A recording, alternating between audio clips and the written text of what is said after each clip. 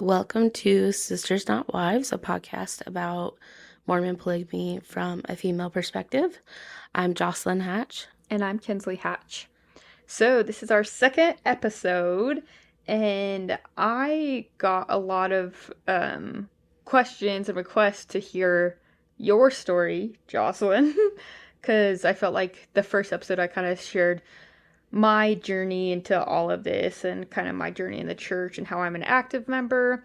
But a big part of why we decided to do this podcast and why we named it Sisters Not Wives, obviously we're sisters, and so there was that element of wanting to look at polygamy from that situation, but then also kind of the differences between us where I'm an active member and you're not. Would you consider that you have left the church, or what would you say your status is as of right now? Yeah, as of right now, I would say that I'm not active and I don't have any intention to be active Okay. ever again. Yeah. Would you consider yourself like an inactive member or like an ex-Mormon? I don't even know what to classify myself as. Yeah, you don't really think about it. Yeah, I mean, like, I haven't had my records withdrawn or anything like that, and I don't like inactive because I don't know, it just feels like, oh, there's the tendency that you might go back, or I don't know. Yeah, And I and there just are some don't. people who are like that, who are like, maybe I'm not living my life right now where I want Yeah. to be in the church, but I do want to go back. But you feel like, yeah, I'll probably never go back. Yeah, I feel like there's definitely like times in my past where I would have considered myself inactive, but Hmm. not anymore. Yeah, that makes sense. I feel like we've never really talked about it in full. Like, I feel like we've lived our lives together, so we've kind of seen it, which is also hilarious. Thinking Yeah. about, because we've always been really close as sisters, Mhm. but just thinking about kind of how opposite we were when we were younger. Yeah.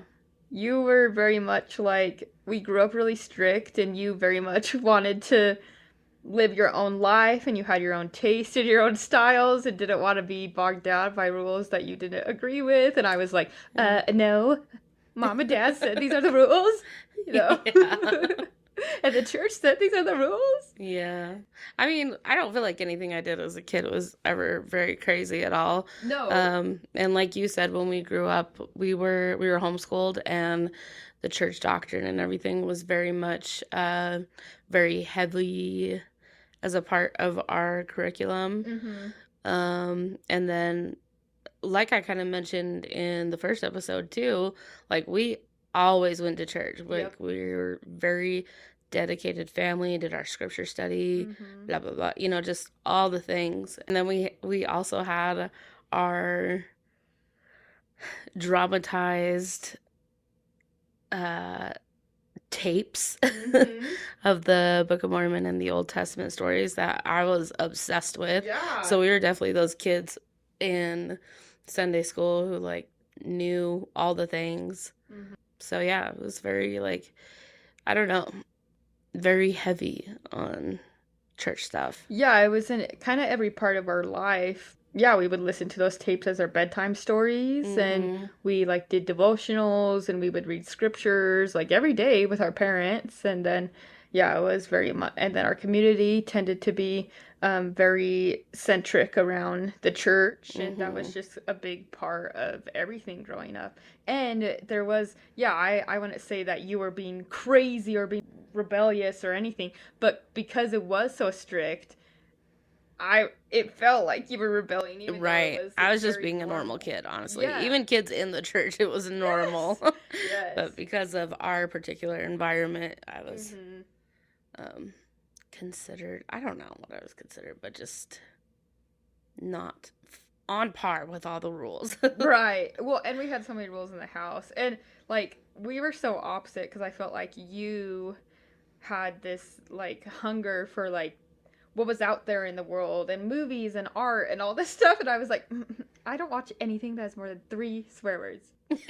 Oh my And I was like gosh. 17. And I was Oh, like, nope. that was the worst, you guys. It was, We were literally like Michael Scott and Toby from The Office. Yeah. The classic quote of the "Why are you the way that you are?" That was me to Yeah. Kensley pretty much every day of our lives. But yeah, somehow we're still besties, Yeah, that was best kind of the friends. funny thing. But I was just, it was a constant struggle of me trying to convince you to do things that were maybe in a little bit of a gray area Mm-hmm. and you not wanting to do it. Yeah, that's the Playing a thing. computer game on Sunday, for example, Yes. or a computer game that we weren't supposed to have. Mm-hmm. Age of Empires. Which is awesome, and I need to figure out a way to play that again. Again, I love that game.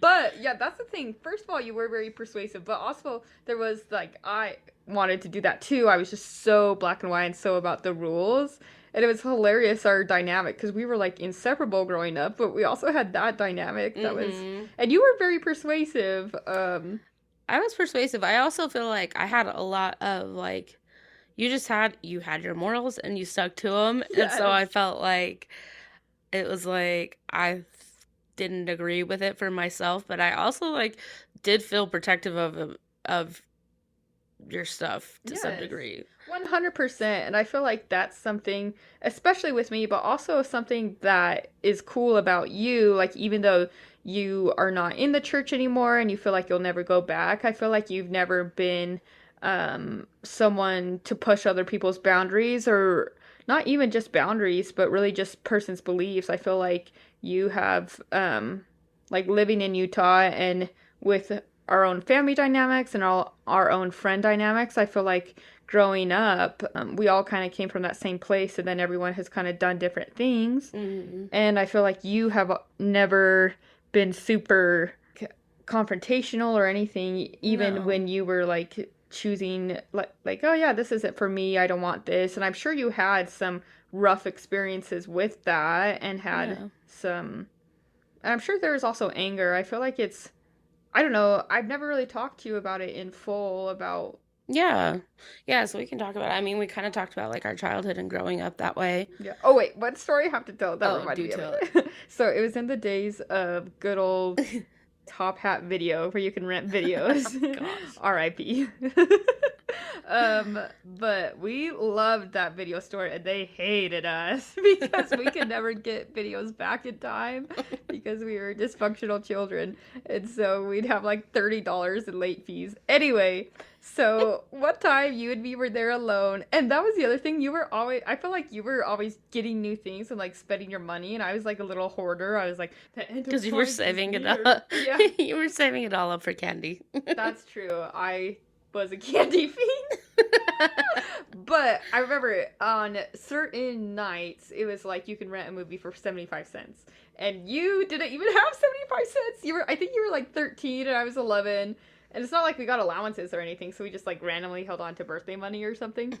But I had the Sounds money. fair quarters. Yeah, 3 quarters. So I had the money, and we were trying to pick what movie to watch. And you really wanted to watch Aragorn, I think is what it was called. Aragon. Aragon, yeah, that dragon movie that came out, but it was PG-13, and you were 13, so you could watch it. But I was 11, and so there was no parents supervising us. And you're like, Kensley, let's get this movie. I really want to watch it. And I was like, Joslyn, it is PG-13. And you were like, it's okay. We don't have to tell mom and dad. And I was like, you can do what you want, but with my 3 quarters, I'm not renting a PG-13 movie. Oh my gosh. And I remember you being so angry, but also so powerless. I was trying everything to convince I you. know, because you really, I did, like, a lot of the times you would just be like, fine, I'm doing it without you. But in that situation, I held the 3 quarters in my hand. And so you really were like, I'm so angry, but I have to somehow coax her into doing this because I have no alternative.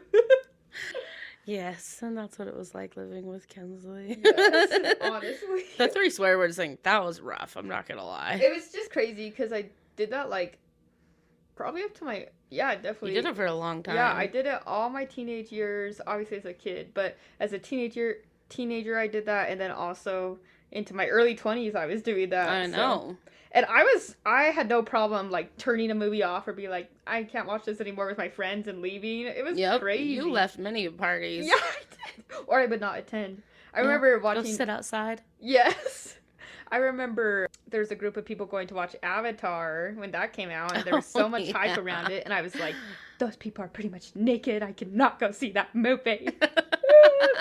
Ah, man, I remember that too because here's the problem, is that you had such high moral standards that then you were close to mom, so you would sit and talk about it, and mom would be like, "You can go, you can make your own decisions, but I'm gonna be disappointed if you go." And you're like, okay. At that point, I was like, "Oh Yeah, well." for sure. Anyway, back to you. Yeah, I've never really asked about your full story, partially because I was living it and partially because I felt like we've talked about these things in so many different ways, like our own beliefs and things like that, and we've always coexisted pretty well. And even more than that, like I feel like we really understand each other, but just a lot of families don't have that. A lot of families, if someone leaves the church and other people are in it, it kind of creates a divide. And Yeah. a lot of the times it can cause conflict or avoidance. But yeah, I kind of cut you off earlier. What was your I don't know. kind of journey in the church? Like, why did you decide to leave? Yeah. I mean, I feel like I was very heavy in it for a long time, and then I think probably when I was 18, I started going to the singles ward. I mean, I was just exploring adulthood, and then I uh started dating somebody who was not in the church, wasn't even from Utah, and it was just kind of like, I don't know. I just kind of, explored stepping away, like would pretend to go to the singles ward, not go to the singles ward, and which was very new for me. We weren't allowed to skip church as a kid. And then I just kind of knew like I was just kind of having fun and enjoying my life, and definitely like felt guilty about it. Definitely felt like, okay, well, I'm gonna come back like someday kind of thing, and but I'm just having too much fun right now. Yeah, And yeah. then I went Which is a through. lot of where I feel like people would consider themselves inactive. I feel like a lot of people Yeah, yeah, yeah. And will be in that situation. that for sure is the point where I would consider myself being inactive. But yeah, and then I went through a pretty traumatic, life-changing experience. Maybe I'll get into it at some point, but not right now. But that was definitely like a come to Jesus moment for me. There was a lot of big decisions that needed to be made, and I definitely I felt like turned back to my roots, and was very heavy in praying. I still didn't go back to church during this time, but was just very like, I need divine help here. And so made my decisions, went through, um, yeah, just that whole thing, and which affected my whole family, affected a lot of people, and so I definitely kind of had like a life reset at that point, and had to decide what I was going to do. So then I started going back to church. I didn't really, I can't. I think I was going to the singles ward for a minute. I'm not gonna lie, our singles ward was kind of weird. Yeah, I will not say, but I moved out of that area and I started going to other singles wards, and let's just say ours had a reputation. Yes, that is true. So, and then I just decided to go back to the family ward, which I really loved our bishop at the time. He was pretty heavily involved. We had a good relationship, and then we switched bishops, and they ended up putting me in nursery, which I don't think was a great move. Um, and then, yeah, so I would say I probably tried. Sorry, I'm being very detailed about No, this, yeah, but this is your story, so. I tried probably. I want to say I tried hard to be an active member for probably a good 6 to 8 months. It was just really hard. I just like really struggled feeling like I belonged. I felt like while I was going through my situation, my trial, if you will, that I felt like a lot of spiritual comfort. And then afterwards, it kind of felt like it was ripped away, and I was trying to be better, and it was just really, really hard. I just did not feel like I fit in. So I kind of went back to, like, I was still going, but it's kind of just going with the motions, I guess. And, and then some other life things happened that were hard. It was a hard couple of years, honestly. Yeah. And then I remember I was probably like 23 or 24, and at this point, I wasn't going to church very often. And I remember mom being like, it's like, you don't need to pretend like you go. And I was like, oh, okay. And then I just remember, like, Because were you still pretending that you were going? I was kind of slipping back into that a little bit.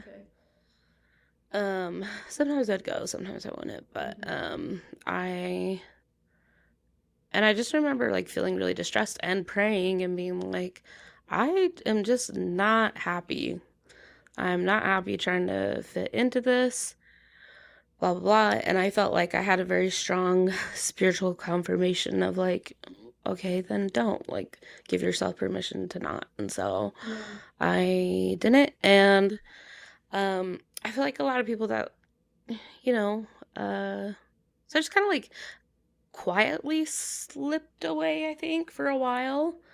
And what do you mean, like, after you made that decision? yeah, and it wasn't like, I don't know, I just feel like sometimes people leave the church and it's like a big deal, and it's like, mine was just kind of like a slow, or like just a quiet, like, I'm just gonna do my own thing, I'm gonna focus on myself, and without the church. And so I was just kind of doing that for a while, and then later on, definitely, as I felt more stable, more secure with myself, started to, like, explore my actual feelings about the church and just go through what I had been taught.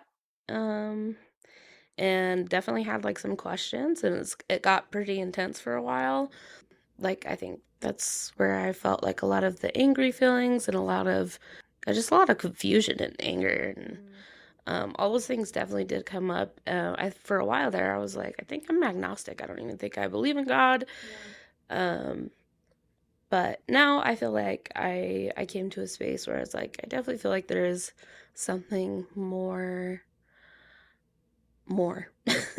something greater out there, more divine power. I'm still not exactly sure what I believe. I just lean a little bit more spiritual, and that's kind of where I'm at. And it's been really fun talking to you about church history, and that's just when you started doing a lot of your research and explaining some of that stuff. Because I never really went deep into that when I was leaving the church. Yeah, that's what I was going to ask. Was it more doctrinal things that you were re-examining and being like, or was it history, or what was it? I feel like it was more like cultural and social and whatever, just like kind of the shame culture in the church. That's kind of more what I was. The purity culture. Yes, a lot of that, and a lot of a lot of it is, Utah specific or whatever, but it was more of that. It wasn't so much the doctrine. So then when you and I started talking about the history and doctrine, I was like, whoa, this is super fascinating. And then started kind of exploring that on my own and was just super interested. I've always loved history. And so when you started talking to me about it, I was like, I have never heard this, and super fascinating. So, but yeah, that's kind of where I am. I'm very much like a live and let live. I feel like, I don't know, I just feel like it's important to let people be on their own journey in life, whatever that is. Like, I've always kind of been bothered by the anti-Mormon rhetoric. I've been bothered by Mormon positive rhetoric. I just feel like people should be able to do what they want to do. And I understand too, like, from both sides, a lot of that comes, with a lot of personal beliefs. So it's not, I don't know what I'm trying to say there, but no, I feel that same way, and that's one of the big reasons we're doing this podcast is religion is so extremely sensitive and so extremely personal, even if you're not religious, like the opposite, Yeah. spirituality or atheism, whatever it is.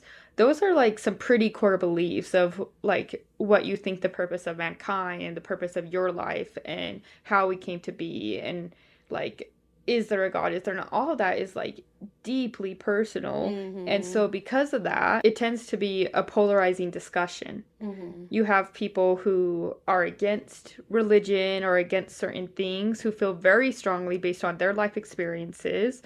And then you have people on the other side who feel very strongly about their life experiences for why do need religion and the doctrines and things they believe in their religion. Mm-hmm. And it creates a lot of polarization within families, within communities, within relationships.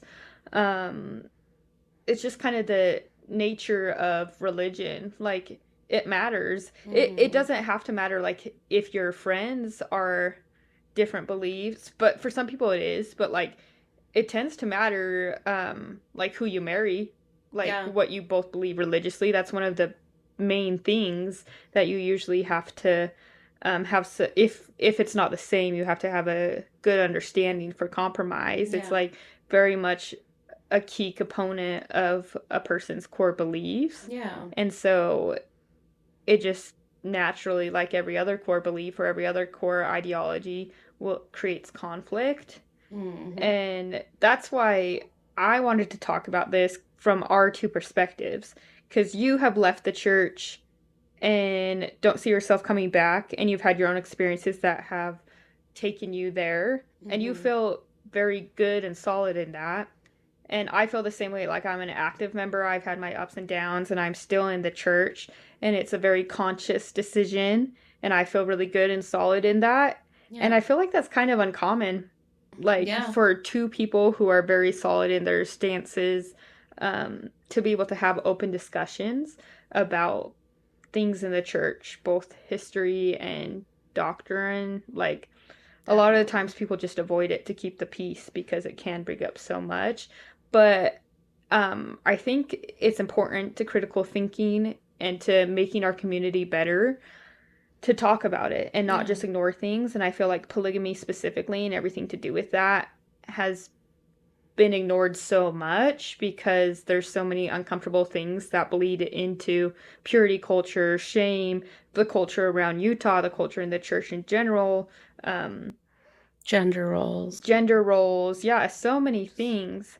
And but it's kind of uncomfortable, and usually people just kind of hear scary stuff, and so they either just like hear a couple facts to fight back with, and they're very agnostic, or not agnostic, but antagonistic Mm-hmm. towards people bringing it up.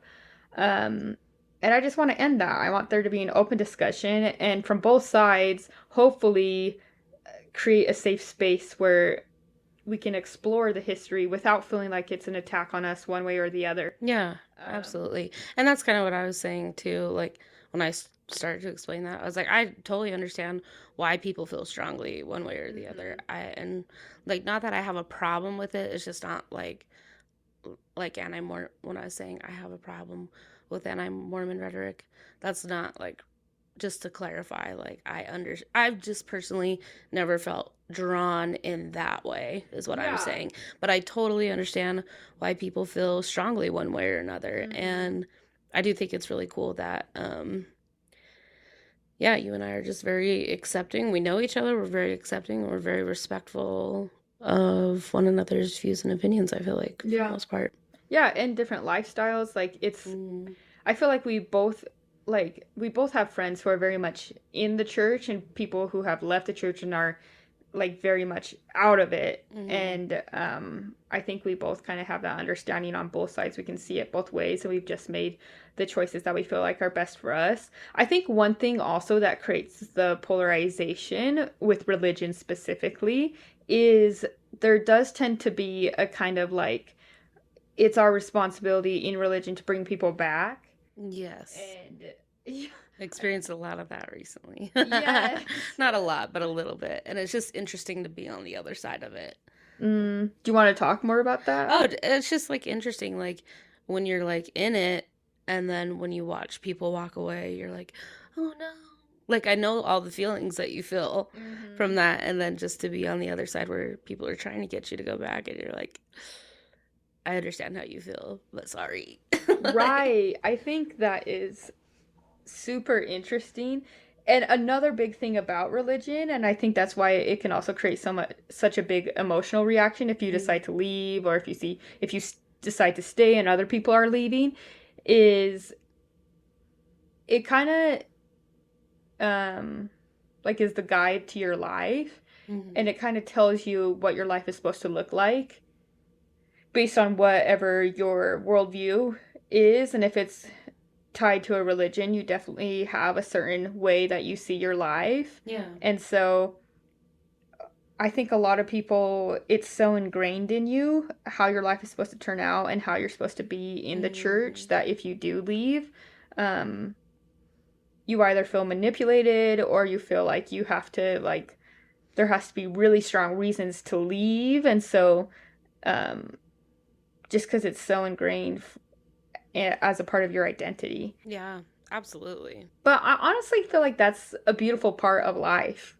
I Mhm, feel like that is having the picture perfect view of how your life is going to turn out mhm, is kind of an immature perspective, which is great. Like when you're a kid or a teenager or in your young 20s, I feel like that's when we feel the most certain about what our life is supposed to look like and what it's going to look like. yeah, And then once you get past all three of those stages and life just keeps going, and pretty much 100% of the time, your life doesn't turn out the way you think it's going to, or even if you get the things you want, sometimes it's not what you thought it would be. mhm, Like I feel like once you get older, you start to change that perspective a little bit, mhm, and hopefully expand the horizon and come to a better understanding of letting other people use their agency, and you giving yourself grace and just living the life that you think is best. Like that's one thing that I think is a really interesting discussion, is like following the teachings of authority. So in this instance, we can say religion, like following religion and what it's said to do there versus your own intuition, yeah, because that's very woven in the LDS religion. And a lot of it I like it's not just like, oh, you have to listen to your leaders only. There's a lot of teachings about personal revelation.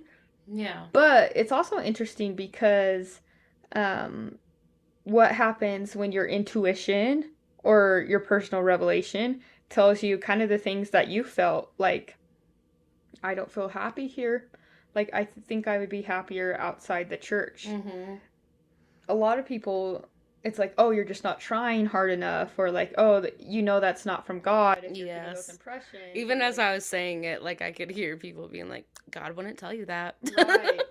Which is kind of funny, I think, because not to tie everything back to polygamy, like I think there's bigger discussions I mean, here. yeah. And even like in the comments in YouTube, I think there were some really great discussions of like, okay, well, like how do we discern truth? How do we know what's right or wrong? Like, is this from God? Is it's not? Because that's kind of how everyone is converted into a religion. If they are, they felt spiritual promptings, they got revelation, they like, so they had signs. There's so many things that lead Mhm. people to be converted to uh the LDS Church or just different religions in general. And so it's like, and I feel like atheists or agnostic people may feel like people are just making that up all in their brain, you know? So it's Right. like, how do you know if something is right for you? How do you know if it's personal intuition versus outside influences? How do you know if it's God talking to you? Um, because a lot of people with you leaving the church would be like, oh, well, yeah, you just weren't trying hard enough, or you weren't doing something in your life that would keep you in tune with the spirit, or whatever it is. We've all Mhm. heard all those different reasonings. Yeah. Um, which is funny because a lot of those same people, when you talk to them about polygamy, is like, well, the people who practice polygamy felt like they got spiritual confirmations from God, so how am I to question that? No. Um, So it's like the same kind of concept brought up in a different way. So it's like, Right. how do you reconcile that, and how do you find the truth? And did they really think they were being called to do that? Or, like, was that real for them? Or, Or was that a manipulation tactic? yeah. Or was that like a way to just be justified to the outside world? Because it's not like you can logically disprove that. Mm-hmm. If someone's like, God told me to do something. So I think this is a great like jumping point for us, because we can get into all of that and talk Yeah. about not only the history and the context of polygamy, but also some of these questions that apply to the subject matter, but also apply to everyone's lives nowadays, as we're all trying to sift through the modern day and figure out how we want to live and what we truly believe. I think it's actually more relevant than ever before. So, and then just kind of a overview. I thought it'd be good if we just kind of went over where we're gonna go take the podcast for the next couple of episodes. For me, I think it's always helpful to go over a timeline, like a big picture timeline, before we get into the weeds and go into all these individual stories, because those are so fascinating. But a lot of the times, it's like, what? Where does this like fit in everything? Yeah, and you'll hear me ask that a million times throughout the podcast. Yeah. I'm like, as we've been recording this, I'm like, okay, wait, this was where this happened when? Yeah. Well, Because I really want to do understand like the general Mhm. picture, but also, yeah. And I'm so glad we're doing this together, because I feel like that's how most people are. I feel like um there's things in a timeline that we'll know about. That's kind of just how history is. Like, you know about the iconic things or the iconic events or people, Mm-hmm. but having it all like a timeline of how it all fits together can sometimes be more tricky. So these next the next episode I want to do is kind of just an overview, and I'm probably going to heavily lean on like the church's official narrative about the timeline Mm-hmm. before we get into the nuances and where people disagree, or where there's questions about the events that actually took place. Mm-hmm.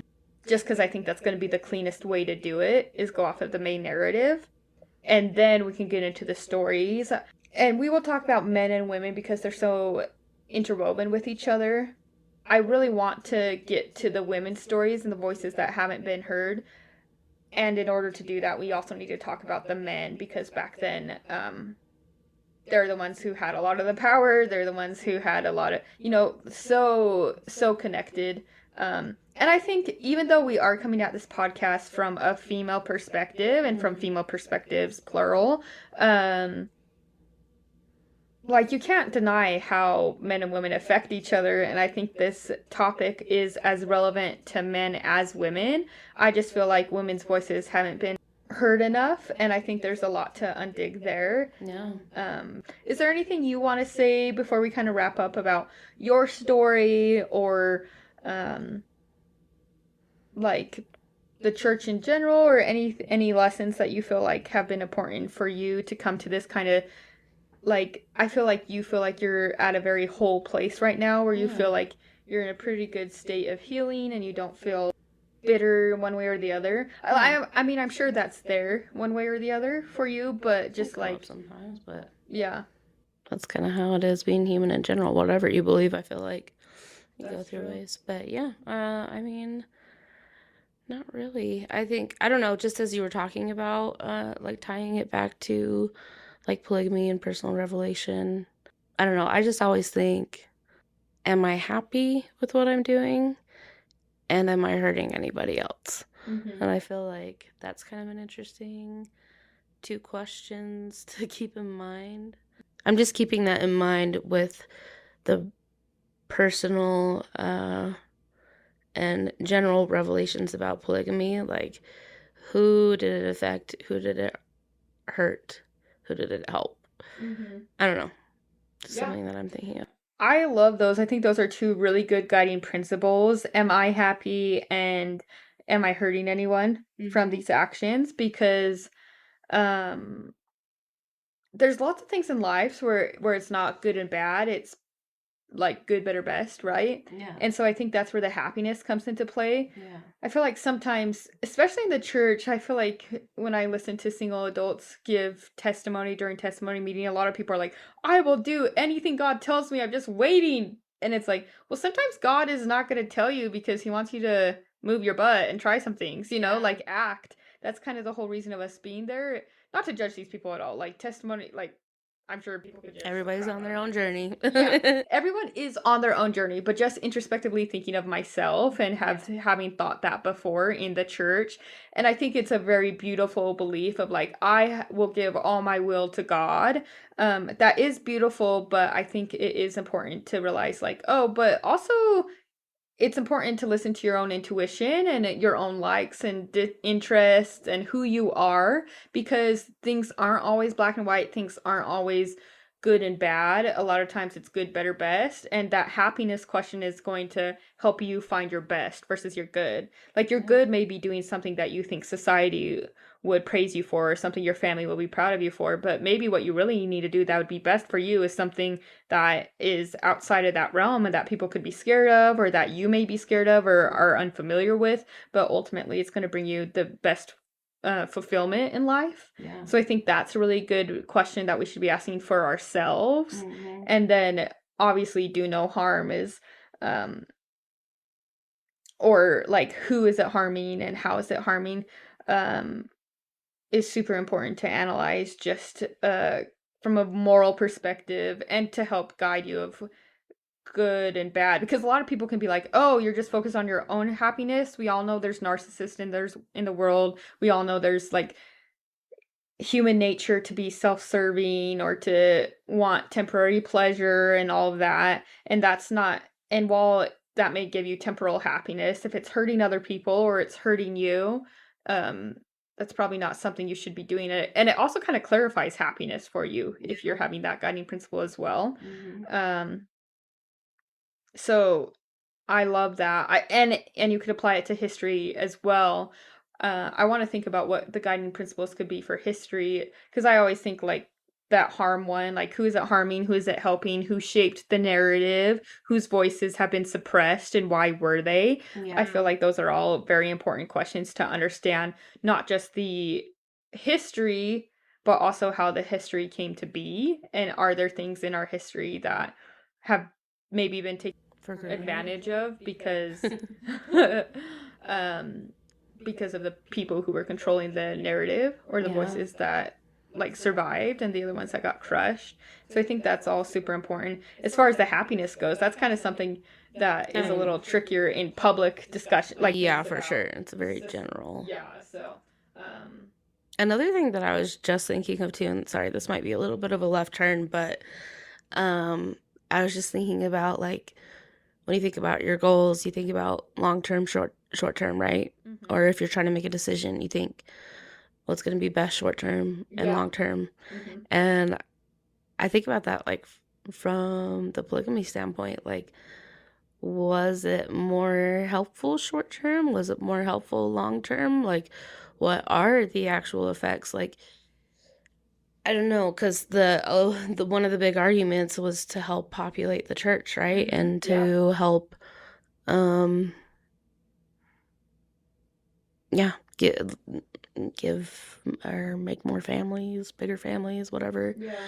Bring more Um, souls but I into the think about it gospel. too, and it's kind of like, but long term, did that actually really help the church? Like, did they really need that, or did it do more damage than good? Mhm. Because think about now, like I think people that don't know a lot about the LDS Church and hear about it from the outside, they're like, "Oh, aren't you guys polygamous?" Mhm. Like, and that's a pretty big, I mean, deterrent or like, ooh.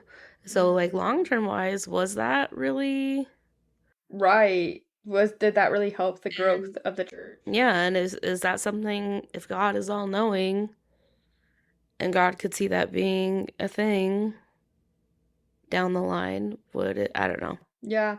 Not only like the outside reputation of the church, that is like such a good point. That is kind of like the one thing people will know about Mormons who don't know anything about Mormons. Right. But even inside the church, I feel like a lot of it, like people start looking, there's a lot of reasons why people decide to leave the church. Yeah. But one of the big things I feel like is whatever they're wrestling with, once they start looking at the church history and once they start seeing all the things that were actually happening in polygamy, I feel like I've had so many friends who have left the church who are like, yeah, well, Joseph Smith was a polygamous cheating pervert. And so, like, it's almost like the nail in the coffin for anyone who starts to think Absolutely. that. That's so true. I feel like that is very common to be like, "Oh, this happened, it made me feel this way." Then I looked into the church history. And that's what I they was like, think. Yeah. goodbye." Yeah. And it's like, okay, I just don't trust authority anymore.